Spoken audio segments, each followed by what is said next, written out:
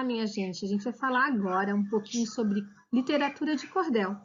Você já ouviu falar de literatura de cordel? É um tema muito legal. Agora assista um pouquinho o vídeo que fala sobre esse assunto.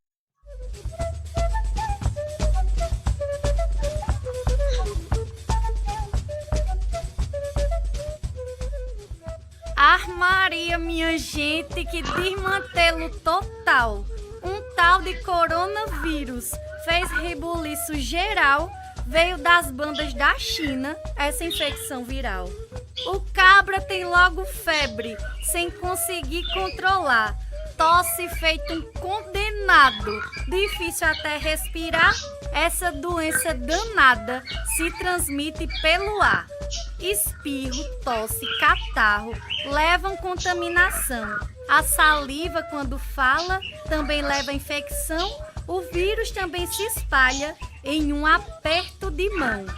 Como gripe ou resfriado, precisamos prevenir, cobrindo a boca e o nariz na hora em que for tossir, e objetos pessoais não podemos dividir. Evitar lugar lotado com muita aglomeração, limpar bem os ambientes, lavar sempre a nossa mão, esfregar bem direitinho, usando água e sabão. Use máscara, álcool em gel e esse hábito não mude. Se estiver muito doente, vá ao posto de saúde, pois para a gente controlar precisa ter atitude. Não só para o coronavírus esse cordel vai servir, todo resfriado ou gripe precisamos prevenir. Cuidar bem do nosso corpo para a doença não surgir. Vamos embora cuidar, tá todo mundo informado. Não quero coronavírus e nem nenhum resfriado. Agora é só me seguir.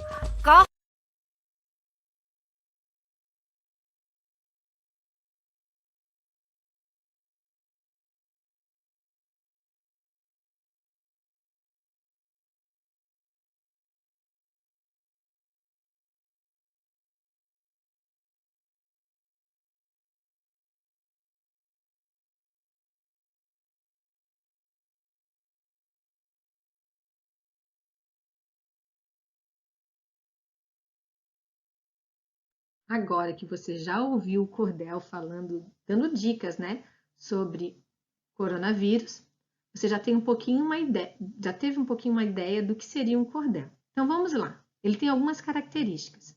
Então, o que é um cordel? A literatura de cordel é uma manifestação literária tradicional da cultura popular brasileira, mais precisamente do interior nordestino. O termo cordel é de herança portuguesa. Essa manifestação artística foi produzida por eles no país no fim do século XVIII.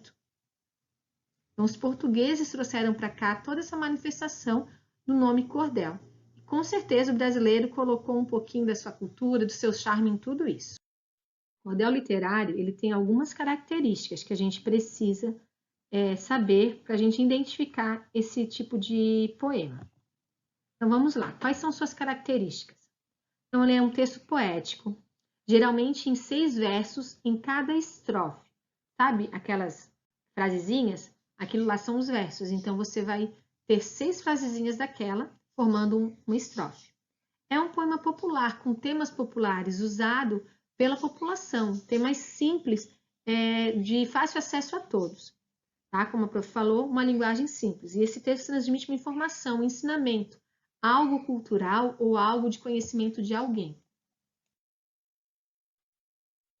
E você sabe o que é estilogravura? Aqui você está vendo algumas imagens, mas vamos ao seu significado.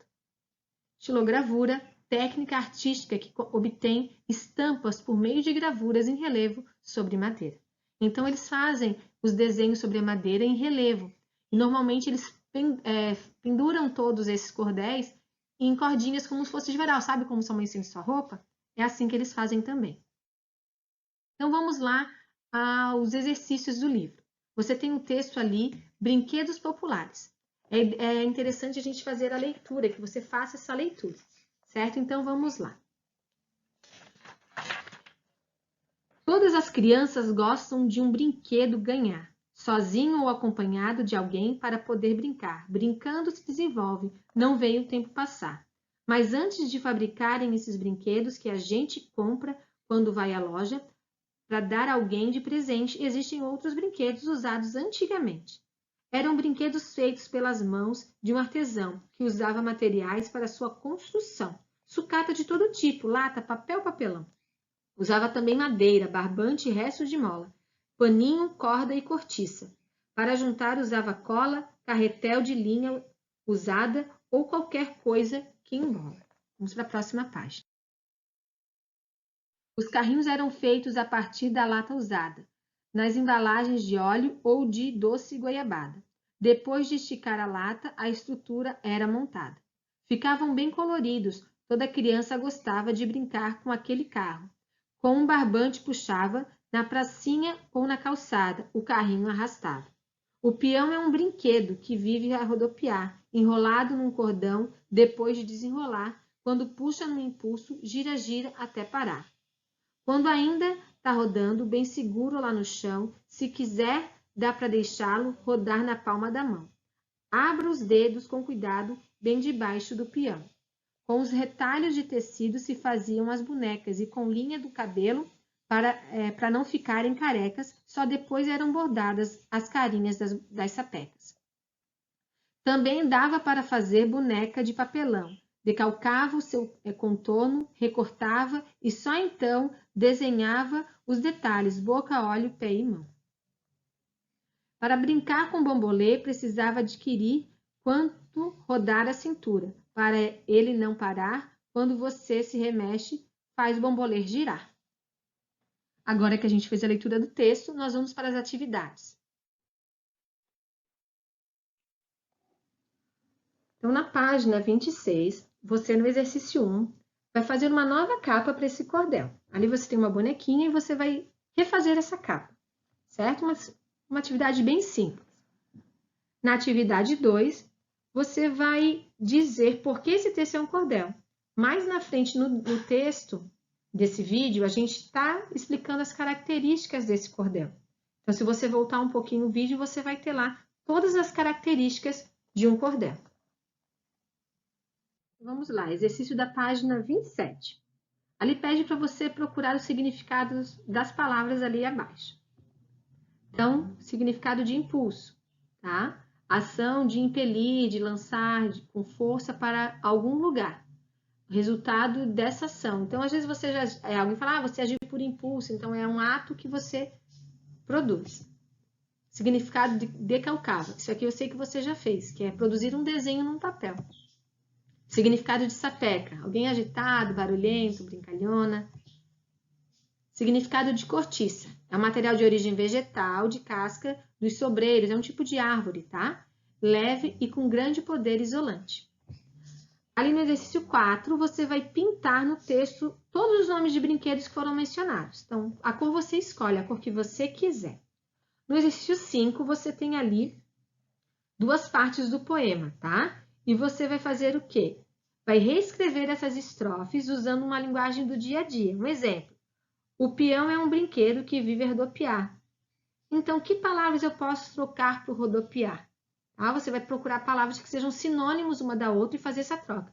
Lembrando, é para reescrever todas as estrofes, não é só para escrever as palavras que você trocou, tá bom? Então, por hoje é isso. Caso você tenha alguma dúvida, é só procurar a prof. Beijinhos e até mais.